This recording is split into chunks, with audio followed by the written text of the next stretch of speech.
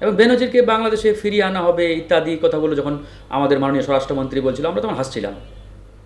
মানে একটা অসম্ভব অবাস্তব কথা যখন কেউ বলে, এটা তো স্বাভাবিকভাবে হাসি পাবে। কারণ বেনজিরের 4টি দেশের নাগরিকত্ব আছে, একটা দুইটা না, 4টি দেশের সিটিজেনশিপ তার আছে, এবং তার টাকা পয়সা অঢেল বিদেশি সম্পদ পাচার করেছে সে।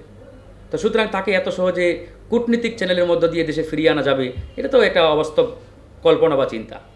তো তারপরেও সরকার বলেছে ওই সময় বারবার, আমরাও আস্থা রেখেছিলাম, দেখা যাক কী হয়। তো এরপরে তো আর আস্থা রাখার কোনো কারণও নাই, আর বিশ্বাসও করার কোনো কারণ নাই। তিনি অলরেডি জামিনে বেরিয়ে তার মতো আরামায় এসে চলছেন, ঘুরছেন। তো সুতরাং আমার মনে হয় না বেনজির আহমেদকে ফিরিয়ে আনতে পারবে।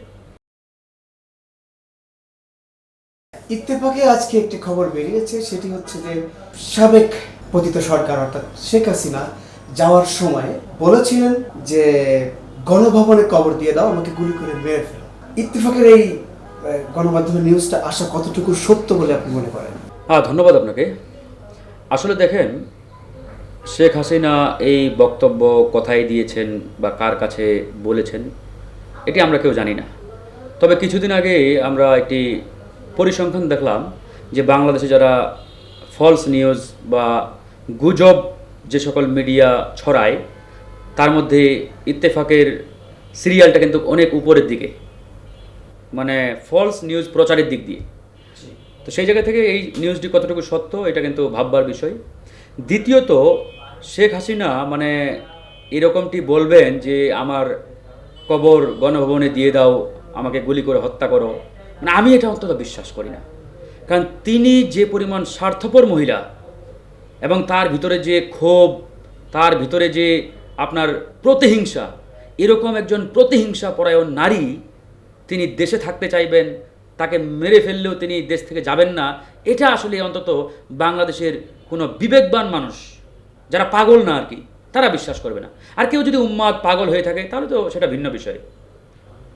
তিনি তো এই দেশকে বিন্দু পরিমাণ ভালোবাসেন না, এই দেশকে লালন করেন না, ফিল করেন না। স্রেফ তিনি এখানে দিল্লির শাসনটা কায়েম করেছিলেন 15-16 বছর। দিল্লি যা যা প্রেসক্রিপশন দিত তিনি সেটাই বাস্তবায়ন করতেন, এবং তার ইচ্ছাতেই কিন্তু তাকে ইন্ডিয়াতে নিয়ে যাওয়া হয়েছে। আপনি নিশ্চয়ই দেখেছেন গত কয়েকদিন আগে ইন্ডিয়ান পার্লামেন্টে এটা নিয়ে কিন্তু প্রশ্ন উত্থাপিত হয়েছিল, এবং ইন্ডিয়ান সেই লোকসভার যে সংসদীয় কমিটি তারা কিন্তু পরিষ্কার করে দিয়েছেন যে বাংলাদেশের তৎকালীন প্রধানমন্ত্রী আমাদের কাছে আপিল করেছেন, আবেদন জানিয়েছিলেন তিনি ইন্ডিয়া ইমিডিয়েটলি ঢুকতে চান। আমরা তার সেই আবেদনের পরিপ্রেক্ষিতে আমরা কিন্তু এটাকে অ্যাকসেপ্ট করেছি এবং তাকে আশ্রয় দিয়েছি।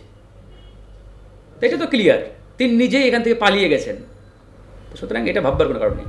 আগামীকাল 5ই আগস্ট এফসিসি সাউথ এশিয়া আয়োজিত সংবাদ সম্মেলনে অংশগ্রহণ করবেন সাবেক পতিত সরকার প্রধানমন্ত্রী শেখ হাসিনা ভারতে। সেই সংবাদ সম্মেলনে সজীব অজিত জয় উপস্থিত থাকবেন। না, এটা তো ইতিমধ্যে আমরা গণমাধ্যমে দেখতে পাচ্ছি, এবং সেখানে আরও কয়েকজন থাকবেন। বাংলাদেশের সাবেক ক্রিকেটার সাকিব আল হাসান, তারও থাকার কথা আছে, এরকম গণমাধ্যমগুলোতে দেখতে পাচ্ছি। এটা আমি মনে করি এটা ইন্ডিয়ার একটা চরম লেভেলের, মানে কি বলবো এটাকে, আসলে কূটনীতিকভাবে ইন্ডিয়া যে আসলে সকল রুলস রেগুলেশন নর্মস আন্তর্জাতিক আইনের লঙ্ঘন যেগুলো ইতিমধ্যে করেছেন, তার চূড়ান্ত পর্যায়ে হবে এটা যদি কালকে শেখ হাসিনা প্রকাশ্যে এরকম মানে একটা অনুষ্ঠানে গিয়ে বক্তব্য রাখে। কারণ ইন্ডিয়া কিন্তু বলেছে যে তাকে আমরা কোন কায়দায় কীভাবে আশ্রয়টা দিয়েছি। তো সুতরাং এমনিতেও তাকে অবৈধভাবে সেখানে রাখা হয়েছে, এরপরেও যদি তাকে রাজনৈতিক কর্মকাণ্ড কিংবা রাজনৈতিক বক্তব্য বা এরকম কোনো সভা সেমিনার কিংবা ধরেন যে মিডিয়ার সামনে আসার সুযোগ দেয় ইন্ডিয়া, তাহলে এটা মারাত্মক রকমের মানে একটা খারাপ দৃষ্টান্ত হয়ে থাকবে। কয়েকদিন আগেও কিন্তু ইন্ডিয়ান গভর্নমেন্ট থেকে বলা হয়েছিল যে হাসিনাকে আমরা কোনোভাবেই রাজনৈতিক কোনো কর্মকাণ্ড কিংবা বক্তব্য দেওয়ার সুযোগ দেব না, দেওয়া থেকে আমরা তাকে বিরত রাখবো। এটা কিন্তু ভারতীয় পররাষ্ট্র মন্ত্রণালয়ের মুখপাত্র কয়েকদিন আগেও প্রেস ব্রিফিংয়ে বলেছিলেন। তো এরকম একটা অবস্থায় ইন্ডিয়া যদি মনে করে থাকে যে বাংলাদেশের সাথে তাদের কূটনৈতিক সম্পর্ক রাখা দরকার, হ্যাঁ কূটনৈতিক সম্পর্ক তারা ডেভেলপ করতে চায়, তাহলে অবশ্যই এই জায়গাতে তারা স্ট্রিক্ট হবে। আর তারা যদি কালকে হাসিনাকে ছেড়ে দেয়, এটাকে ওয়ান কাইন্ড অফ ছেড়ে দেওয়া উন্মুক্ত পরিবেশে, তাহলে আমরাও ইন্ডিয়ার সাথে রিলেশন বিল্ড আপের বিষয়টি আবার পুনরায় ভাববো, বিবেচনা করব। ইন্ডিয়া বারবার বলার চেষ্টা করছে যে আমরা বাংলাদেশের সাথে বন্ধুত্বপূর্ণ সম্পর্ক চাই বা আমাদের দ্বিপাক্ষিক সম্পর্কটা আমরা বিনির্মাণ করতে চাই। তো এটা তো মানে বন্ধুত্বের বা দ্বিপাক্ষিক সম্পর্কের বা প্রতিবেশীর যে রিলেশন, এটা তো মিন করে না। তো সুতরাং সেই জায়গা থেকে ইন্ডিয়াকে এটা ভাবতে হবে, ইন্ডিয়া আসলে সত্যিকার অর্থে হাসিনাকে চাই নাকি বাংলাদেশের জনগণকে চাই। যদি তারা বাংলাদেশের জনগণকে চায় তাহলে জনগণ হাসিনাকে বাংলাদেশ থেকে বিতাড়িত করেছে, উনি বিতাড়িত, প্রত্যাখ্যিত। সুতরাং তার বিষয়টা এখানে ইন্ডিয়া যদি ওভাবে ছেড়ে দেয় তাহলে এটা খুব বাজে একটা দৃষ্টান্ত হবে, খুব বাজে, এবং এটা পরবর্তীতে আমাদের সম্পর্কের উপরে মারাত্মক নেতিবাচক একটা ইম্প্যাক্ট পড়বে। নাহিদ ইসলাম একটা বক্তব্য উনি জানিয়েছেন যে 24-এর গণ অভ্যুত্থানের যে এক দফা এখনো অর্জিত হয়নি, এ বিষয়ে আপনি কি বলবেন? না, কথা সত্য, এখনও অর্জিত হয় নাই। আমি আবার এটাও বলবো যে সুযোগও চলে যায় নাই। তবে এই যে অর্জিত হলো না, এর পিছনে দায়টা আসলে কার? আমি এখানে মনে করি এককভাবে আমি কাউকে দায় দিতে চাই না, আবার সবচাইতে বড় দায়টা দিতে চাই তাদেরকে, নাহিদদেরকেই। কেন? কারণ তারা যখন সরকারে অন্তর্ভুক্ত হয়েছিলেন তখন কিন্তু তারা জনগণের সাথে কমিটমেন্ট করেছিলেন যে আমরা আপনাদের প্রতিনিধি, মানে জনগণের প্রতিনিধি হয়ে আমরা এই অন্তর্বর্তীকালীন সরকারে যুক্ত হচ্ছি। তাদের প্রধান এবং প্রাইম দায়িত্ব ছিল জনগণের আকাঙ্ক্ষাগুলো বাস্তবায়ন করা। বাট তারা সরকারে অন্তর্ভুক্ত হয়ে বেমালুম কিন্তু এই আশা আকাঙ্ক্ষার কথাগুলো ভুলে গেলেন, ব্যক্তিগত লাভ, লোভ, লালসা ইত্যাদিতে তারা বিভোর হয়ে গেলেন। আজকে দেখেন এই যে কিচেন ক্যাবিনেটের কথা, এটা আমরা কখন শুনতে পাচ্ছি? যখন সরকার চলে গেছে তারপরে। এই যে আজকে নাহিদরা বলছে আমরা অনেক কিছু করতে পারি নাই, এটা পারি নাই, সেটা পারি নাই, কখন বলছে? যখন ক্ষমতা নাই তখন। আরে ভাই, আপনি যখন চেয়ারে ছিলেন, ক্ষমতায় ছিলেন, তখন তো এটা বলেন নাই, তখন তো এই কথাগুলো সামনে আসে নাই। কেন আসে নাই? তা আপনারা যদি সত্যিকার অর্থে জনগণের প্রতিনিধি হয়ে থাকতেন তাহলে তো এই কথাগুলো তখনই বলতেন যখন চেয়ারে ছিলেন, তখন জনগণ সিদ্ধান্ত নিত। ধরে নিলাম বাকি অ্যাডভাইজার যারা, তারা প্রত্যেকে ক্ষমতার লোভে সরকারে যুক্ত হয়েছিলেন বা চেয়ারে বসছেন ক্ষমতার লোভে। বাট ছাত্র প্রতিনিধি তিনজন, এই তিনজন তো ক্ষমতার লোভে যায় নাই। তাদের বক্তব্য অনুযায়ী তারা জনগণের প্রতিনিধিত্ব করার জন্য সেখানে গিয়েছে, আশা আকাঙ্ক্ষা বাস্তবায়নের জন্য, গণ অভ্যুত্থানের স্পিরিট বাস্তবায়নের জন্য। বাট তারাও তো করতে পারে নাই। সুতরাং এই দায়ভার কি তারা এড়াতে পারে? পারে না। সুতরাং দায়টা নিজেদের উপরে নিয়ে তারপরে বক্তব্য দেওয়া উচিত। হ্যাঁ, অন্যান্য দলগুলো দোষ আছে, বিএনপি ওই সময় অনেক কিছু করতে দেয় নাই, চাপ দিয়েছে তাদের, তারা তো এগুলো প্রকাশ্যে বলে নাই। আমরা বারবার বলেছি যে কে বাধা দিচ্ছে, কোথায় বাধা দিচ্ছে, আপনারা প্রকাশ্যে বলেন, জনগণের সামনে উপস্থাপন করেন, জনগণ সিদ্ধান্ত নেবে। তারা এই কাজগুলো কিন্তু করতে পারে নাই, কারণ ওই যে পিছনে এসি গাড়ি, বাংলো বাড়ি, টাকা পয়সা, কারিগরি, মানে এই যে একটা অবস্থার মধ্যে তারা এই জিনিসগুলো বেমালুম ওই সময় কিন্তু ভুলে গিয়েছিলেন। তার মানে ওই যে একটা কথা আছে না, যে মধু খাবেন আপনি আর দায় দিতে চাইবেন আরেকজনের উপরে, এটা তো হতে পারে না। আপনি মধু খেয়েছেন, আপনাকে দায়ও নিতে হবে। তো যাই হোক, এক দফার আসলেই বাস্তবায়ন হয় নাই, এবং বাস্তবায়ন না হওয়ার পিছনে নাহিদরা সবচাইতে বেশি দায়ী। অন্যরাও দায়ী, কিন্তু নাহিদদের দায়ীটা সবচাইতে বেশি, এবং এটা তাদেরকে নিয়েই সামনের দিকে কথা বলতে হবে। দুবাইয়ে আমরা গণমাধ্যমের পরবর্তী জানতে পারলাম বা দেখতে পেলাম যে বেনজিরের জামিন হয়েছে, এ বিষয়ে আপনি কি বলবেন?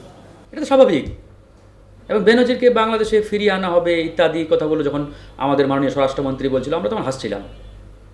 মানে এটা অসম্ভব অবাস্তব কথা যখন কেউ বলে, এটা তো স্বাভাবিকভাবে হাসি পাবে। কারণ বেনজিরের 4টি দেশের নাগরিকত্ব আছে, একটা দুইটা না, 4টি দেশের সিটিজেনশিপ তার আছে, এবং তার টাকা পয়সা অঢেল বিদেশি সম্পদ পাচার করেছে সে। তো সুতরাং তাকে এত সহজে কূটনীতিক চ্যানেলের মধ্য দিয়ে দেশে ফিরিয়ে আনা যাবে, এটা তো একটা অবাস্তব কল্পনা বা চিন্তা। তো তারপরেও সরকার বলেছে ওই সময় বারবার, আমরাও আস্থা রেখেছিলাম, দেখা যাক কী হয়। তো এরপরে তো আর আস্থা রাখার কোনো কারণও নাই, আর বিশ্বাসও করার কোনো কারণ নাই। তিনি অলরেডি জামিনে বেরিয়ে তার মতো আরামায় এসে চলছেন, ঘুরছেন। তো সুতরাং আমার মনে হয় না বেনজির আহমেদকে ফিরিয়ে আনতে পারবে। শুধু ক্ষমতার হাত বদল হয়েছে, কাঙ্ক্ষিত সংস্কার অর্জিত হয়নি, কেউ কেউ বলছেন। না, এটা ট্রু, ক্ষমতার পালাবদল হয়েছে, বাট কাঙ্ক্ষিত সংস্কার হয়নি। তবে হবে না এটা আমি বলতে চাই না। সরকার যেহেতু 5 মাস, তবে 5 মাসে যেতে যে অগ্রগতি দেখা দরকার ছিল বা আমাদের যেটা আমরা প্রত্যাশা করেছিলাম, সেই কাঙ্ক্ষিত অগ্রগতি হয় নাই এই 5 মাসে। আপনি ধরেন যে উপরে উপরে খুব ভালোভাবে লাইফ লিড করছেন, চলাফেরা করছেন সহজ সরলভাবে, হ্যাঁ, প্রোটোকল কমিয়ে দিয়েছেন, আমরা বাহবা দিচ্ছি, অ্যাপ্রিসিয়েট করি, ভালো কাজ। কিন্তু কাঠামোগত পরিবর্তন না নিয়ে আসলে একটা দেশ কখনোই এগিয়ে যাবে না। আজকে বাজারে যান, আগুনের মতো দাম দ্রব্যমূল্যের, বিদ্যুৎ, গ্যাস, জ্বালানি ইত্যাদি, খুব ভয়ঙ্কর একটা অবস্থা। তো এগুলো তো পরিবর্তন করতে হবে। এরা কারা? ওই যে অসাধু সিন্ডিকেট, আওয়ামী সিন্ডিকেট, এরাই কিন্তু এই একটা লেজে করে অবস্থা তৈরি করছে সরকারকে ধরেন যে বেকায়দায় ফেলার জন্য বা বিপদে ফেলার জন্য। তো সরকার তো এটা বুঝে, না বোঝার তো কোনো কারণ নেই। বুঝেও যদি আপনি এই জিনিসটাতে রিফর্ম আনার জন্য অ্যাকশন না নেন তাহলে তো ভাই হবে না। আমরা সরকারকে বলছি যে আপনারা এই কাজগুলোতে হাত দেন, নাহলে কোনোভাবেই হবে না। এটা আমাদের কথা শুধু না, এটা মির্জা ফখরুল ইসলাম আলমগীর সাহেবের কথা, যিনি বিএনপির সেকেন্ড ইন কমান্ড। বিএনপির দ্বিতীয় সর্বোচ্চ নেতা যদি এরকম আক্ষেপ ধরেন যে প্রকাশ করে, তার মানে বুঝতে বাকি নেই যে ভিতরের অবস্থা অত্যন্ত নাজুক। আমরা সেটা বলে যাচ্ছি, দেখা যাক।